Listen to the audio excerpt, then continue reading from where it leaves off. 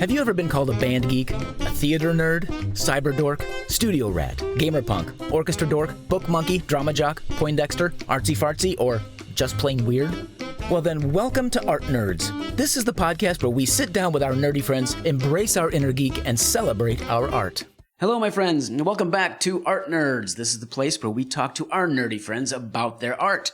My name is Mike O'Brien, and I am here across the table with a person who is very near and dear to my heart. This is... I sure hope so. This is my kiddo. This is Grace O'Brien. How are you, my dear? Hello, I'm doing good today. Good. She has volunteered to subject herself to her father's interview. Oh, yeah. And go straight into it. What is your art? So I am a graphic designer. Graphic design is my passion. So what I specifically do for work in my career is I like to specialize in museum exhibitions and designing those sorts of things. So I will get hired on with a company or with other freelance artists to create like the text panels and environmental graphics and different information for different like trade shows, museum exhibitions, and like educational materials and a lot of things like that. So I also have a small business that I run with two of my very near and dear colleagues called Hank Design, where there we like to do a lot of publication design. So a lot of physical books and pamphlets and other educational materials. And we partner with museums a lot through that as well. So does one or the other... You said graphic design is my passion, and you kind of half rolled your eyes at that. Well, it's a little joke in the community where you're like, graphic design is my passion, and then you have like Comic Sans, and the text is all stretched out. I have a sticker of it on my laptop, so it's like for people in the know that that's a funny thing. Oh, so us laymen aren't going to get it. No. If you know, you know. Do you have a preference over which you like better, the museum stuff or the book stuff, or have you gotten to, or is there something else that you haven't gotten to yet? I do really love my museum exhibition work because I love working. What I found out through just like growing up and working in the field and going through school and college is that I really love working with educational materials. And so I found that out recently through I've worked with a few different big museum exhibition things recently that I'm very grateful to have the chance to work on. But so I'll just give like two examples right now, is that I worked with this company in Chicago called Lucy Creative, and I was hired on to do a McDonald's trade show that was going to be shown in Florida for a weekend for owners and operators. And then one of my more recent projects is that I got to with the same company, work on a Mars exhibition that was about trying to establish life and greenery and plants and oxygen on the planet Mars. And so just like the difference of working with those two projects, because working on McDonald's, I was like, this is soul sucking. It's like super capitalistic. It is just like, and it was a great project. Don't get me wrong. It was like fantastic. I learned absolutely so much, and it turned out beautiful, and I'm very proud of it and very lucky to have had the chance to work on that team. Great team. But just the content itself that I was organizing and designing for, and also just more of like the business professional people that I was working with, they just had such different goals than what my heart really wanted to work on. And so and it was just like very like corporate, and they were like, we got to make sure we sell so many units and just like this new technology that's going to boost our sales. So their focus is not your focus as an artist. Yeah. And so then pivoting to work on the Mars project, I was like, oh yeah. I was like, I get to educate people, help educate people. I'm not the one writing the content or anything, but I get to help educate people on something super cool like super new and that isn't trying to sell you something. So Okay. it was really, so I don't really like advertisement sorts of things. I like, Okay, that kind of something that's answers just, my like, question, because I thought, informational. what do you see as the difference between those two? And I think you just said it. yeah. I don't want to sell anything, and I don't Yeah. blame you. And my heart's in the same spot. And it's or funny not in the same because spot. because graphic design and going through school, a lot of it, you do focus on advertisement Mm-hmm. because everything you look at in this world has a designer behind it. So Right. just like walking on the street, flyers, billboards, websites, apps, things like that are Sure. all designed by somebody. And that's a lot of what you focus on in school, at least for my education and my experience. But also, like, through my schooling, I worked at the Tarbell Art Center at Eastern Illinois University, which is where I got my degree.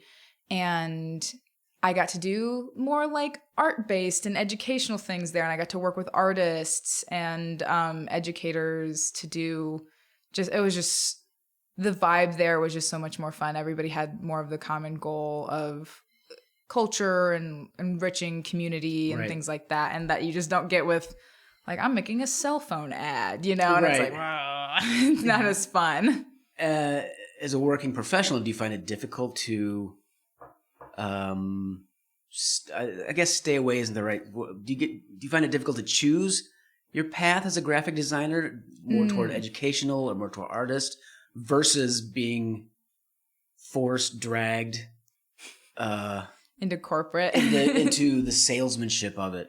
So that kind of ties into how I've landed myself in my career. So currently I work as a freelance graphic designer. So it's very connections based. You have to be in the know with people. And I'm very fortunate to have had those connections to establish myself as an independent designer.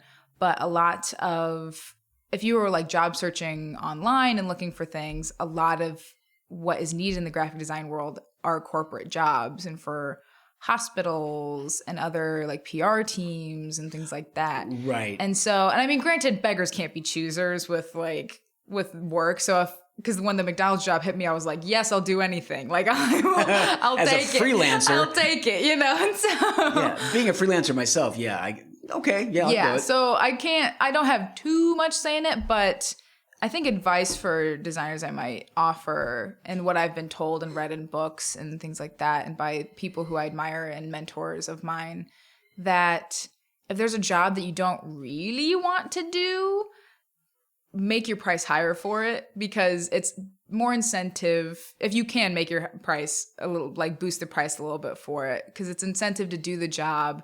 And then also if they agree to that price, that way you're like, okay, I guess I'll do it, blah, blah, blah. Because if you're not going to have fun on the project, you better make it worth your while. Right, yeah. So, There's a saying in when I did summer theater a lot, the only reason you do summer theater, at least from the academic standpoint, is you do it for love or you do it for money. Yep. And it sounds like the same thing here. Yeah, exactly. If you're not going to love the project, you might as well better be getting paid for that project. Absolutely. How did you get into this? I mean, how did you fall into graphic arts versus any of the other arts? That is a great question that I don't really know the answer to myself. So growing up in high school, as you know this, Father, that I was a super shop girly. I loved my shop classes. I loved the industrial arts. I loved building things with my hands. And I was in also all the art classes growing up. And our family is super artistic, because mom's a music person, you're a theater and visual person, and my sister is also like illustrator, sound person. And so I was never like discouraged from the arts. It was always just something that we had around and that we participate in. Right, that's just something we do, yeah. Yeah, and so I was in shop class and I thought I was going to be an architect because I am wonderful at math. I love math and I love building. And the whole time through high school, I was like, I'm going to be an architect. I'm just going to do that. That will be fun, And then I was junior year, I think, of high school. Something just clicked in my head and it was like, you're going to do graphic design now. And I never second guessed it. And I never thought too hard about it. And I was like, oops, I'm in it. Like, how did you, did somebody suggest it to you, or did you read about it, or? I think there was a project that we had where we were doing an art concentration for like Art 4. It was a higher level of art class that you had to complete all the lower levels of art class, the prerequisites to get into this one.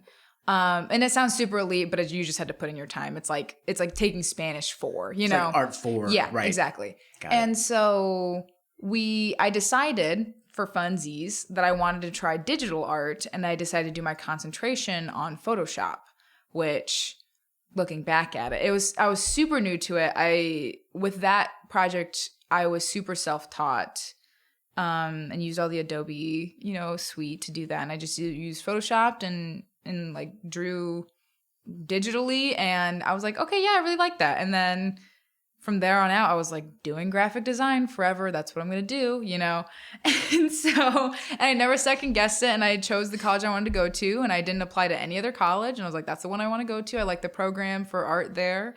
And I really had never even second guessed it at all ever. And I'm very, very lucky to have had that weird brain break that I was like, yep, this is what I'm doing. Like, yeah, finding it early yeah. makes things a little easier. And also I'm just like a manic, insane person. And so I would just try to like weasel my way into any position that I want to be in. I'm very you're stubborn. pretty fearless that way. Yeah, I will give you that one. You're fearless in that arena. And that's how I ended up landing my job at the Tarble Arts Center on campus, was because freshman year, I joined a magazine club called the Blue Room Magazine.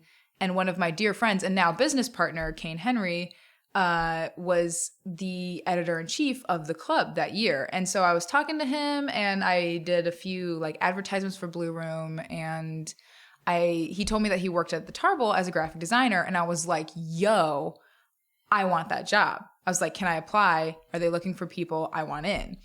And he was like, oh yeah, like come on down, whatever. And I ended up getting the job like 3 months later, something like that, of being baby freshman in a graphic design position at this museum, and super fortunate. And he's one of my big mentors, and he's one of the big people that I look up to. He's incredible. And I'm so fortunate to be able to still work with him today. He's just an insane designer, super great. But yeah, and so that's how I ended up in my position today too, with that same sort of attitude. So going through school, we had this professor, Samantha Osborne, or Samantha Tableru, I think is now. And she was our graphic design professor for a few years towards the end of our education. And she also worked freelance on the side. And at the time, she was on a project for the second most complete T-Rex skeleton ever found. It's not Sue. I can't remember what the name of the dinosaur skeleton was, but it was Victoria is the name of the skeleton. And so that's a traveling exhibition that she worked on, and she got to show, like, she showed the class what she was doing, and kind of like the design decks that she was working on and proposing, and the style guides. And I was like, oh my gosh. And I told her, and I was like, I want to do what you do. Like, you have my dream job, Sam. I was like, you're a professor, and then you get to do all the fun stuff on the side. I want to be you. And so I literally told her that. How did she respond out of She was like, oh yeah, like that's awesome. Like, you'll definitely get there, blah, blah, blah. She's very encouraging, as a teacher would be, and she's so cool, so down to earth, amazing, brilliant designer. And I just love her so much. And so we just got along in school, and I'm also very stubborn and blah, blah, blah. And also, when I was a senior, I ended up being editor-in-chief of Blue Room Magazine. And so that helped a lot with like the publication half of it. I loved doing that sort of thing. And after I graduated during the pandemic. Yes. So the world was shut down, no hope. It was awful. And so I didn't really work straight out of school. I got like a job at Joanne Fabrics, doing that sort of thing. Yeah, we all scraped. It was miserable. And so really motivational thing for graduating in 2020, really great for the psyche. So about 2 years later, I would get small jobs through Sam here and there. She called me up to help she was working on a Crayola project for a museum, and they needed an educator's guide that was just going to be a PDF on the website. But she was like, hey, I need some help with this. come on in and help out with it. And so I worked with her to do that. And then slowly but surely, she just kept coming to me with more and more jobs and I kind of worked my way up from small things for the exhibitions, like doing an educator's guide, or I helped illustrate a book for 2 movie producers and like show producers called Keys to the Production Office. So I helped illustrate that through her, and then she suggested my name to Lucy Creative for the McDonald's project, because she was also working on a different part of the project, because it was a huge thing. Right. And so I just accidentally knew the right people who got me to where I wanted to go. And then after that project, I just kind of branched off, and I met tons of people and I made tons of connections, and everybody was like, hey, we'd love to work with you again. And I'm like, yes, please. I would love to work with you all the time. So, So awesome. Now I'm curious to know, you talk about, you seem to be very fond of your Tarbell Arts Center years. Kind of. Okay. Now, as a college undergrad, was working in that environment, that situation, did that influence or reshape which direction you wanted to go as a graphic artist, graphic designer? A little bit. It definitely gave me tons of experience that set me apart from my peers in the field. Not that my peers weren't like insanely talented people anyway, but it gave me a lot of real world experience with people. So we worked a lot with the artists that were being shown through the museum, and I got to work with printers, but a lot of what we did there was publication and advertising. So, and that did kind of tell me at least a little bit where my heart lied and what I want to do, because we did tons of flyers, and those were all good and fun, and we got to be pretty creative with the flyers as well. And I was lucky that it was a very creatively free institution that we got to play around with a lot of like cutting edge design. But then we would do publications such as like event booklets that we would send out to members of the museum that just kind of outlined our programming for the semester. Right. We did like gallery guides, which had information about the pieces that we would hand out at the desks. And then we worked on our favorite things, is what we did was do artist catalogs. I was just going to ask about that. Yep. Yeah. So that was the big one that we really loved working on, both Kane and I. And also that's where I met my other business partner, Bailey Olson, another insanely talented designer. She's a little bit older than me, and I look up to them both. They're insane. They're super talented. And so we all got to work. Our big one was the Rachel Monosov catalog titled We Are Almost There. And she was this artist that came in, a contemporary artist that we got to work with and create an artist catalog about the pieces that she showed in our specific exhibition at Tarbell. And so I had some essays from different artists, and both from herself and her curator and just different people that she worked with. But she told us, she's like, just go crazy with it. And we were like, oh yeah. Oh yeah. And so it was like the best thing we'd ever heard in our lives. You never hear that as a designer. Everybody's like, we want this, this, and this, and this, and this. And she's like, go crazy. Just make sure it matches the vibe. And we were like, oh yes. It was awesome. And I'm going to brag as a father. Oh, yeah. That one won an award, didn't it? Yeah, so we ended up, through that, we just got to do a ton of crazy design with it. We got to cut off text. We had fold-out pages. We had translucent vellum inserted to different pages, because a lot of it was like light focus. So we wanted to have see-through pages. And once we finished it, our museum was a part of the American Association of Museums, so AAM. And we entered it in the publication design for 2020, and we ended up winning first place for the publication design. And that is like a little feather in your cap. Oh yeah, that was like the biggest ego boost ever. And so we got like a little plaque for it that's at Tarbell, and we got recognition for that, which is super cool. And I also I got to see my name next to one of my personal favorite designers that I love to look at for inspiration. Her name's Irma Boom. She is an older lady, but she kind of changed the game for publication design. Super cool, super interesting stuff. And so got to see my name next to hers, and I cried, and I was like, oh my God. Tell them why her name was next to yours. Well, because she also won first place, because there's multiple first places, but we both won first place in this publication design contest. And so it's listed on the website, which is really... That's awesome. Which is kind of like my biggest shining star on my resume, if I ever have to use it. But yeah, so I've learned through that I really love publication design, because also I'm a huge book person. You read like a fiend. I love reading, and I try to read as much as I can. And also just like the designs of books. It's again, another educational piece of work that you can do. So, and have a lot of fun with. I will say this about you. You look as if you're going to be one of these people who I would call a lifelong learner. I would hope so, yeah.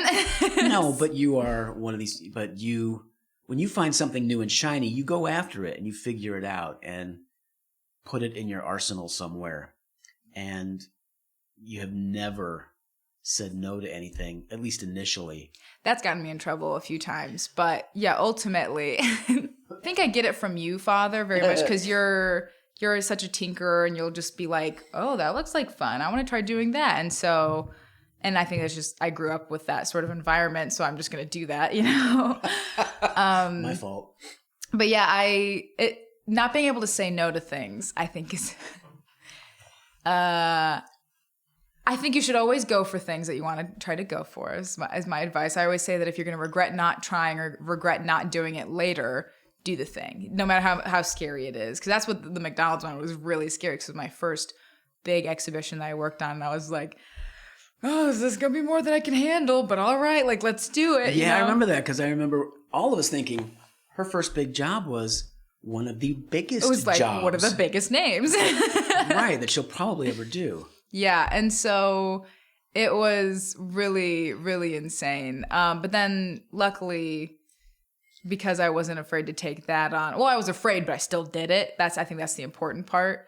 Right. But it really prepared me, because my most recent project that I did, I got to work on a King Tut traveling immersive experience through National Geographic, which is like my favorite thing that I've ever done in my whole life, and super cool. And I'm still currently working on it. But doing the scary thing first helped prepare me to take on these even cooler jobs.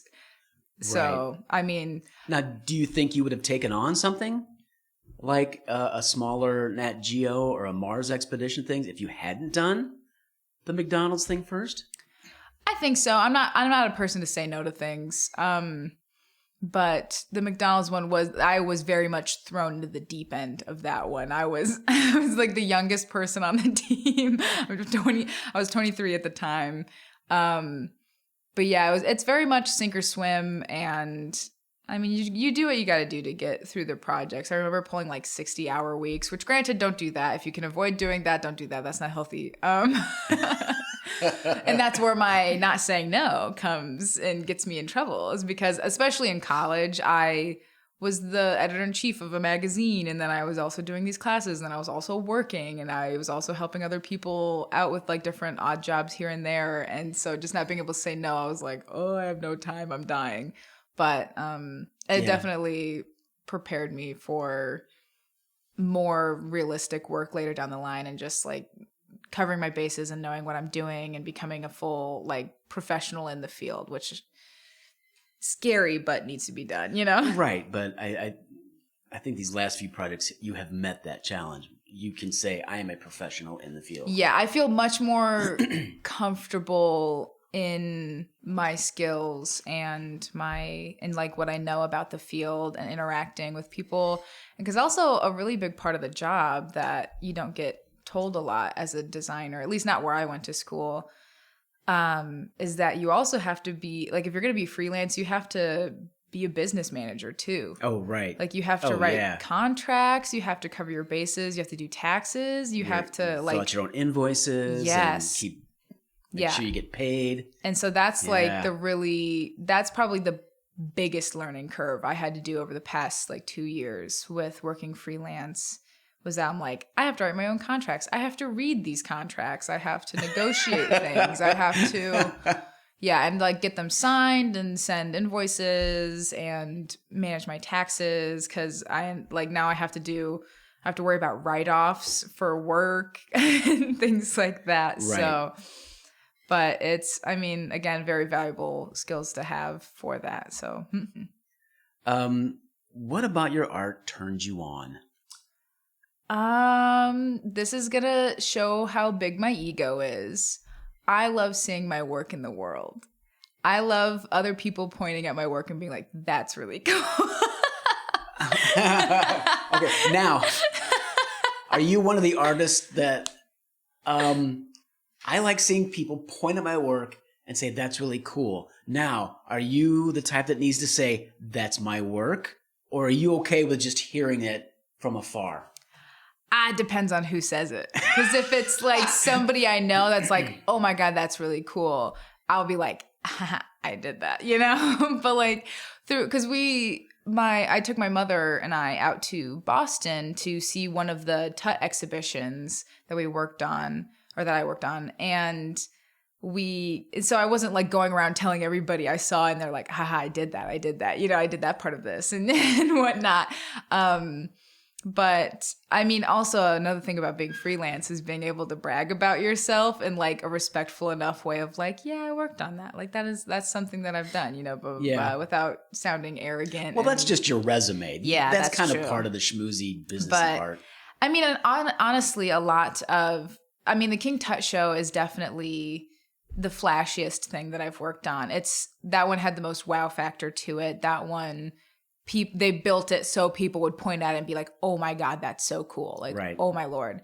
But for like the McDonald's project or like the Mars project, most of the time in museums, people aren't focusing on the graphic design. And which is also another like really cool thing that having more of like a supportive role to the educational material that you put out, I think it's kind of sweet and very. Is that satisfying to you? Yes. So, because also there's a fine line between design that's made to be showy and design that's made to aid in the communication of information. Sure. Because that's all that I always joke that I have a degree in organizing information in a way that's like digestible to the common eye, Right. Because as a designer, you're looking at all like the fine details, but what the average person is going to notice running through a museum exhibition is nothing close to what you might be worried about, Because working on different projects, you're like, oh my God, is this font going to be okay for people? Is this too big for people to read? Because we have to think about oddly specific things. So a lot of times in designing museum work, you have to worry about how high something is placed up off the wall, because if it's too low or too high, people aren't going to read it. And people don't read anyways, but like... So don't make it difficult for them. Yeah, so make it as easy as possible and as digestible as possible to people just like running through this thing. And so being that supportive role too, I think is really, really nice as well. So, and having a fun balance of both the razzle dazzle and the... So let me ask you this. When you took your mother to the King Tut exhibit in Boston,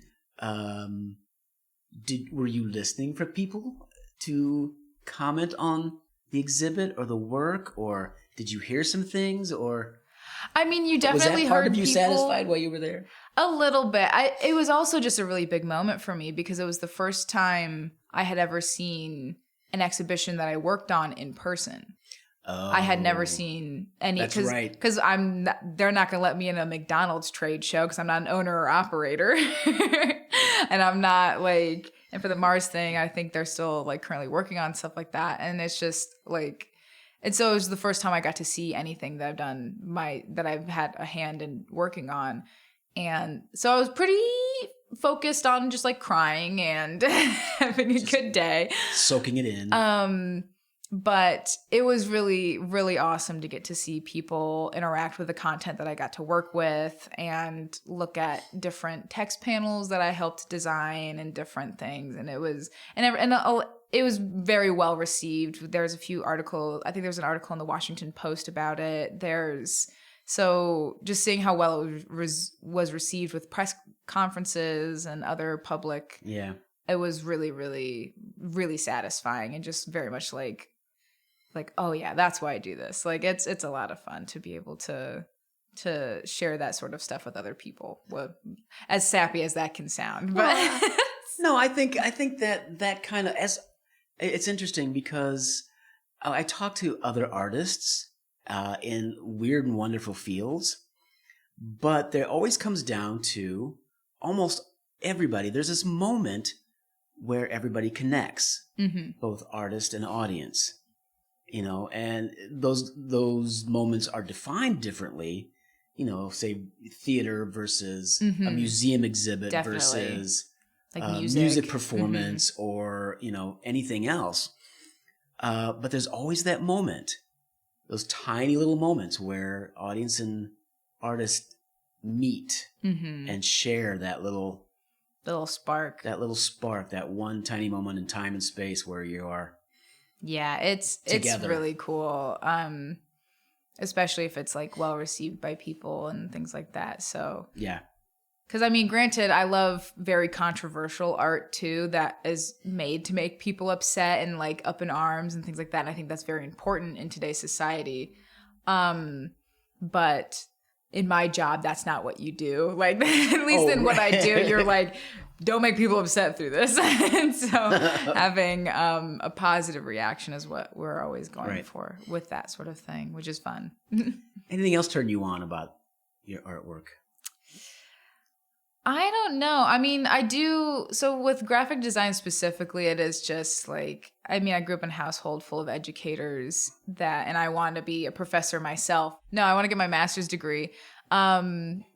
And be able to teach and be an educator. And that's what I find really awesome about graphic design and being in this weird niche field that I am in, that I find myself in.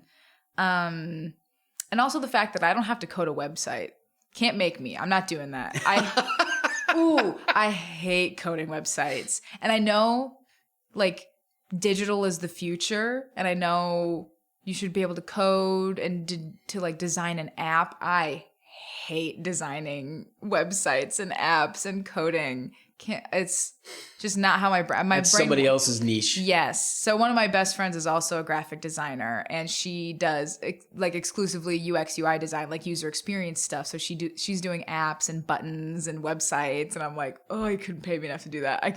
I think in a very like physical manner. So a lot of like print and things that are going to be printed large scale. Right. Okay. So that's where my brain lies. Okay. But and it's also like I do a lot of art outside of my specific field. So I do like a lot of personal art, and I think that's important to also have. But I really enjoy having some art that I enjoy doing that's just for me and that I don't have to sell to somebody too, which is really nice. So. Yeah. That's one of my favorite examples is on this subject is I read a book about Jim Henson's work, the puppeteer, and he was very good at keeping his work. He did certain work to sell. Like, yes, yeah. He did the Muppet Show to be a product to sell, but he did that so he could make his money to do the projects he wanted to do. Yeah, like some of these weird. Like the Dark Crystal, Labyrinth. Those were passion projects. He didn't care if they sold. He didn't care. Yeah. But he wanted to do them. So he was very good at keeping certain things to himself or special for himself and he learned that lesson through Sesame Street. Yeah. Because that was his first big gig. And he was passionate about it. But then Sesame Street needed money and they wanted to license the characters. Right, so he resisted. So he gave them everything except Kermit. Yeah. Smart. Right. So anyway. But I think that's also, if I were to give more advice, that unsolicited advice, mind you. That's actually one of my questions. So, but I think it's really important, especially if you sell your work for a living, that to have something that you keep just for yourself on the side. I think it's helps a lot against burnout, because whenever I find myself being really burnt out, I'm like, I'm just gonna make my little clay figures, and I'm gonna do my little painting, and I'm gonna do my like drawing goofy little things here and there, and I think it is really helpful in like reviving the creativeness. I will go further to say it's actually vital as an artist. I would say so. I've been doing theater so long that it's I need to do something else. Yeah. So, at least for a little while, you know? Yeah, well, it doesn't matter if it's theater related, as long as it's not directing. Yeah, as long as it's not directing or designing sets or anything like, So, like you said, I'm in the basement tinkering with model. God knows what. Yeah, stupid stuff. Making a rock sling, Yeah. Just fun, dumb things. Yeah, I found how to make a rock sling, so I made a rock sling and I practiced in the backyard. Throwing them in the backyard. But yeah, I think, and especially with digital art as well, because I sit in a chair and I stare at a blue screen for hours a day, like so long. And it's just such a weird disconnect between digital art and physical art that it's, I think, at least for me personally, very important to sit and make my little clay figures and not look at a computer screen. Right. I was going to ask. It's good for your health. I mean, outside of just not ruining your eyes, do you prefer one or the other, or do you find one more satisfying, or I'm digital versus analog? I think that I think both have their perks. I think both can be pretty expensive. Sure. I personally enjoy just doing my goofy little stuff for myself, because I feel like most people can share the sentiment. Nobody wants to work to live. Like, nobody wants to genuinely work. I just so happen to really enjoy my work, and I'm very lucky that I do. But it's still work, Right. So, but I think what I can do through the computer is much more than what I would be able to do physically with something like that. Because I'm thinking, especially with like digital illustration, I use Procreate and an iPad like to do a lot of my illustrations that I like to do, and other work related items. And I don't think I would be able to do that to the same degree if I were to just like physically paint something. So I have a few digital illustrations that I'm like super proud of, that I would not be able to have done physically. But I think, like, even if it's bad art, it's good art. All art is good. Bad art's subjective, and also you have to make bad art to make good art. So yeah, you need the comparison somewhere. But I think in my heart, I like to do my silly little things. So that's just for me, and that's just fun, and that is purely and selfishly to bring me joy. And I think, like I said, I think that's vital. You know, save something for yourself that just makes you happy, because the moment you have to do that for anything, money or anybody else, it's not fun anymore. It becomes work, and then you're like, I don't want to do that now. I don't want to do that, And especially with the fickle heart of an artist, Especially. You're just like, well, now I have to. I don't want to do that now. Like, it's not fun anymore. Yeah, exactly right. Exactly right. Anything about your art that turns you off? I mean, we talked a little bit about computer coding, but anything that really turns you off about it? I would go back. I mean, I hate doing the business aspect of stuff, and I hate having to. I don't like the clerical work as much. I very much enjoy the grunt work of being in the programs, choosing fonts, putting things together, formatting stuff for print. But with bigger exhibitions, you have to do approval decks where you put all of your graphics into a deck and you send it to the client, and the client can give you comments that'll probably make you want to rip your hair out because they said the opposite earlier, like 2 days before. Anyway, that's a whole thing. We won't get too deep into that. And I think working with clients is always hard, I mean, you have to be a people person, and you have to be able to put your foot down without making people upset, because that's what they paid you to do as a designer. Because if they could do it themselves, they should. instead of paying you to just be their monkey to do the thing. But being able to work with, I mean, some clients are awesome. Like Rachel Monosov was incredible to work with because she was just like, do it, like have fun, you know, which is awesome. But working with specifically like business related people can be frustrating for somebody with an art brain to try to communicate to. Sure. Because they have different goals, again, that you do, that you might have as an artist. And me personally, I find it difficult coming from a place of knowing. And I think just how corporate it can get is kind of unfortunate in my career. But I mean, you can't have the good without the bad as well. So. Again, that's interesting that even in your let me try this again. It's interesting that a lot of freelancers I've talked to are the same way. Oh, yeah. We love doing the art. Yeah. We love that. Let me get grimy in it. Yeah. Let me get all of it. Let me find there. that zone and just go for it. Mm-hmm. But it's all the prep work. It's all the, like you said, the paperwork. And it's like, I've used Excel so much in my life now, and I had never thought that I would even be using Excel, like at all. Right. And now I can't live without it for organizing different graphics and different like substrates and things like that. So I think crazy. As a freelance artist, that's just one of the norms. Yeah. Mm-hmm. You got to do this. You have to be a business major too. Yeah. Which is what I was not prepared for. Unfortunately so. I was very not prepared for that. Why do you participate in this art? It might be that may be a rewording of previous questions, but but I think it sparks a different thought process. Definitely. Why do I participate in this art? Or any art for that matter.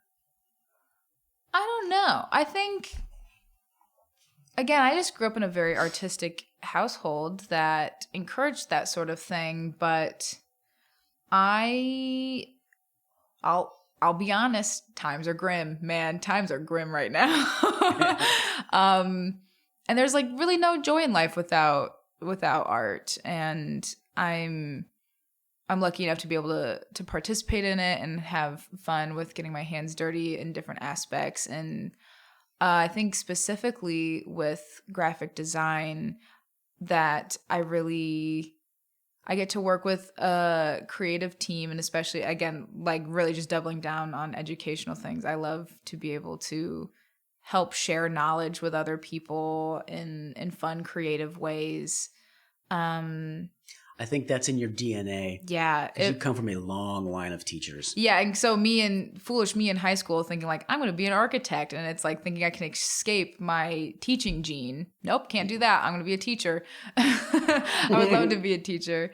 But yeah, and just getting to work with other people who have the same goal in mind. And then also I get to learn so much about different topics through these things because I'm reading all the content. So I know a ton about King Tut now. I know a ton about the inner workings of McDonald's, which I'm not allowed to share. And I know a ton.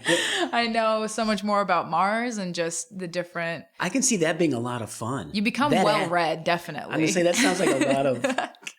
That part to me sounds very exciting and very interesting. Yeah, because like they'll content. Just come like, especially with the movie producer book that I got to work with. That I mean, and I have a copy of it that I get to look through and just kind of. We did a lot of infographics for that, so fun little illustrations that help show stats and maps and things like that. And I learned a lot about the movie production and being a PA and doing that sort of thing. And it's just people come to you with these new topics and new experiences that you never would have previously been introduced to on your own. And so it's just it's a lot of fun and especially being, like you said, a lifelong learner, and being endlessly curious about whatever, that I get to interact with a lot of really cool content, and a lot of times content that not other people know about, because why else go to a museum if you're not going to like learn something new about the cool thing that you're seeing?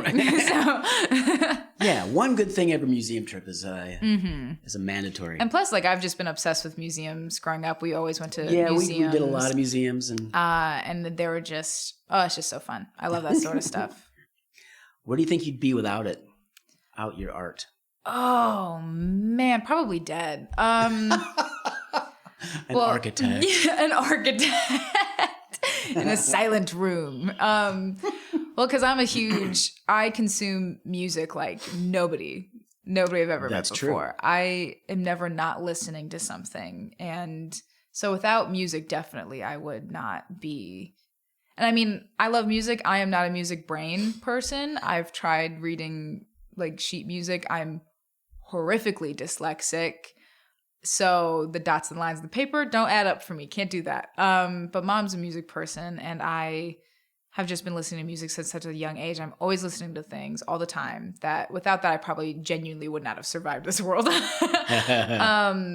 But without me actually doing art, I think I would be an architect. I think I would be doing something math related, oddly enough. I'm one of the rare people who I love art, but I do have a very math brain, which is strange, right now, yeah. But I really do enjoy. I remember begging some of my friends in college to do their math homework because I didn't have a math class in college because I was an art major. So I'm now I worry. I'm like, please let me do your algebra. Like my brain is turning to mashed potatoes. It's so much fun. Like let me just do this. So. Oh my child, you are so strange. Anyway, last few questions here. Okay. Other than the art you currently work in, what other art would you like to try that you have not? I don't know. I would love to try glass blowing. I've worked with glass before and doing stained glass things because being an art kid, I've been very fortunate enough to dabble in a lot of different types of art. But glass blowing is something that I haven't tried yet, and I would really, really like to try to do that. But I think if I had my own studio space to do whatever I wanted with art-wise, I would do pottery and have a wheel and have a kiln and sculpt. Fun. I really, really enjoy sculpting. I think that goes back to being a very physical brain Sounds like person. Your shop class days started there. Where I get to build things with my hands. Three-dimensional stuff, yeah. So I think that would be... And also I really love functional art, which probably, now thinking about it, applies to all of my museum work, is just the functional art, is that art that serves a purpose, I think is really awesome. And so pottery and sculpting and things like that, making little dishes and mugs and plant potters and things like that, I think would be... bud vases and stuff. Yeah. Any other art that you would never want to try? Ooh. I'm too curious to not really want to try things, but out of the art that I have interacted with, I'm not a performer. And you know this very well, Father. But you've tried it. I have tried it. So growing up, Dad being the director that he is and being part of these productions, of course, my sister and I would go try out for these and go audition for these. And she's going to tell this story. This just illustrates how I am not an actor. That is not in my blood. It missed me so hard. That gene missed me absolutely by a mile. Because my sister would always get casted in shows, and I would not get casted at all. And so I would be like, I'll go be a techie or whatever. And you never seemed to care if you got cast or not. No, it's just kind of the thing to do. Okay. Yeah. But yeah, no, it was just never in your never took it personally periphery. By any means. It just helps illustrate that my own father knows that it's just not there either. Not even the nepotism could get me in. I tried, didn't work. Yeah, and so I love theater. I love going to watch shows. I've watched everything my dad's ever produced. I love that sort of thing. I will not be on stage. I will be in the audience. Thank you very much.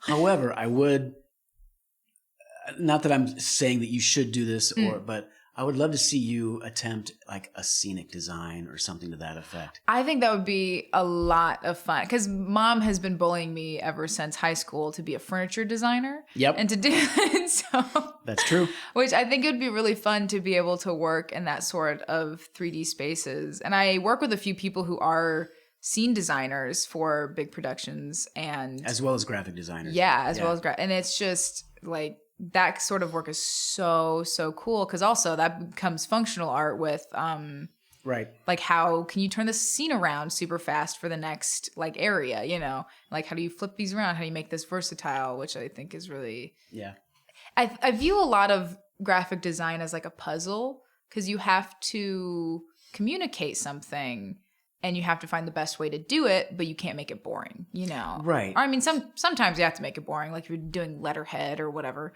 But so it's kind of like trying to piece together what I can possibly do with this to make it the most like eye-catching and like match the subject matter. It brings me back to college. A little thing about me is that I have a blatant disregard for rules. And so in school, some of our earlier works, like our early graphic design projects, we were like, okay, make a poster. You can't use any color. You can only use one font, and you just have to use alignment to try to find a creative solution for this. So they took all of our tools away and were like, do what you can with just like these two elements. And I would try to break the system so hard on that project. So like one time we weren't allowed to use any shapes at all. So we were only allowed to use black and white and text. Like that's all that we could do. And so I started turning the eyes into giant blocks of like just blocks, you know, just to have some negative space into the thing. And I'm like, technically that's not a block, that's an eye. You can't catch me on that. And it's like, then I added line in it and you couldn't use any other shades of things. And it was a lot of fun to try to work my way around it and break the system. And I think like, it's fun. It's important. I definitely. Well, I think it has served you well as being as ornery as I am, I think fortunately has gotten me where I am today. Tenacious and ornery. Being wildly stubborn, and I get it from my mom. I did not say that, folks. Okay, last question. Where can we see some of your art? If the King Tut exhibit is traveling, and it might be in a city near you. Currently, it is in the National Geographic Museum in Washington, D.C. There's one at the SOA Power Station in Boston. We have one coming up in L.A., in Vancouver, and San Francisco. Hopefully, it comes to Chicago. That's one place. But my website is graceobryandesign.com. And my Instagram is where I post more of my personal work and like illustration and fun, goofy things, is GraceO_design. So, and has a little G as my profile picture, and that has more of like my illustration and more of your personal work. Yeah, the stuff that I'm not going to put on my website for clients. Awesome. But yeah, that's where you can find me. Well, thank you so much for volunteering an episode for me. Oh, yeah. And always fun to talk to you. Thank you, Father. Glad to be here. Thank you for having me on. Thanks for hanging around and geeking out with us. If you enjoyed the show, hit the like and subscribe buttons. And more importantly, join the conversation and leave us a message or comment. We'd love to hear about your nerdy art. Thanks again, and join us next week for more Art Nerds.